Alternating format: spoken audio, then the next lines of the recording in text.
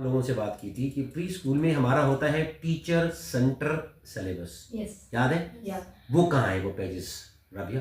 पढ़ेंगे वो जो कहाँ सेव है हमारे पास ग्रीन फाइल में, पर मैम हमारे फाइल क्लास वाइज हमने बनाया था टीचर सेंटर सेंट्रल सिलेबस, और हर महीने का वो अलग अलग था। एग्जैक्टली ऐसे ही। और उसमें कुछ जर्नल क्वेश्चन थे, इस्लामिक क्वेश्चन भी थे, जर्नल क्वेश्चन भी थे, साइंटिफिकल क्वेश्चन भी थे।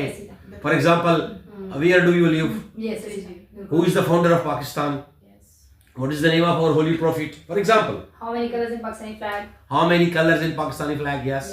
ये होता है ना, आपके टीचर के साथ जो एक्स्ट्रा ऑर्डिनरी टैलेंट होता है, हम कहते हैं कि वो चीज बच्चों को ओरली हम समझा दें। यानी टीचर सेंट्रल सिलेबस ये लिखने के लिए नहीं है, ये चेक करने के लिए नहीं है, ये ओरल थेरेपी है जिससे हम बच्चों को थोड़ा सा एक्टिव बनाने की कोशिश करते हैं और मुख्तलिफ पोस्टर गैस्टर में हम उससे काम लेना चाहते हैं। पहली बात, ठीक है? तो इस पर आप काम कर रहे हैं?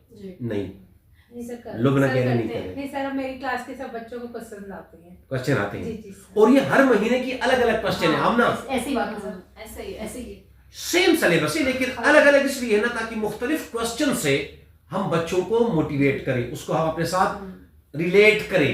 देखिए, इन क्वेश्चन का मकसद क्या है?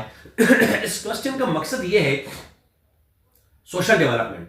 बच्चा आपके साथ सोशल हो जाता है, पूछता है मैम मुझे आता है, मैम मुझे नहीं आता, हाँ वो फौरन जवाब देता है, ठीक है ना? तो सोशल डेवलपमेंट है। कॉग्निटिव डेवलपमेंट का मतलब है कि बच्चा दिमागी तौर पर भी कुछ सीख लेता है, न्यू इंफॉर्मेशन उनके पास आ जाते हैं, तो उसकी कॉग्निटिव डेवलपमेंट हो जाती है।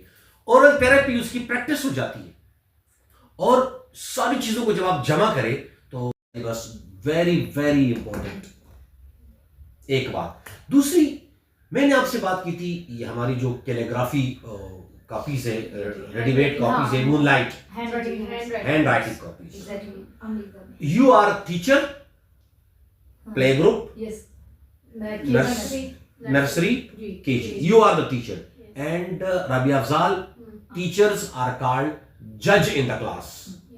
जज इन द क्लास यानी मतलब आपको जो डिसीजन होता है, हम मजबूर होकर हम आपके डिसीजन की तरफ ही आते हैं, लेकिन हम आपको थोड़ा थोड़ा सा इंफॉर्मेशन बता के फिर आप ही की तरफ हम आते हैं। That is called teacher is जज इन द क्लास। यानी मतलब ये ना कि आप जो फॉर एग्जांपल डिसीजन लेंगे, इस बच्चे की writing practice, writing control cover है, इसको आता है, जब उसको आता है तो फिर उसको राइटिंग स्किल कॉपी की जरूरत नहीं है, फिर वो एयर फाउंडेशन वाली टाइटल वाली कॉपी यूज करें, वो खुद लेके आ नोटबुक जैसे आपने अभी शुरू कर दिया, मैं मामला ने अभी शुरू कर दिया, नोटबुक की तरफ डाइवर्ट हो रही है कि जिन बच्चों को पेंसिल कंट्रोल। देखिए, कैलीग्राफी कॉपी का या स्टेप ए, स्टेप बी, स्टेप सी का मकसद ये है कि उनकी हाथ control, movement control, writing movement control, और जो कवरिंग होती है ना, पेंसिल को आगे पीछे कर देता है लाइन पर, जब ये कंट्रोल हो जाए तो फिर हम कॉपी की तरफ आ जाते हैं।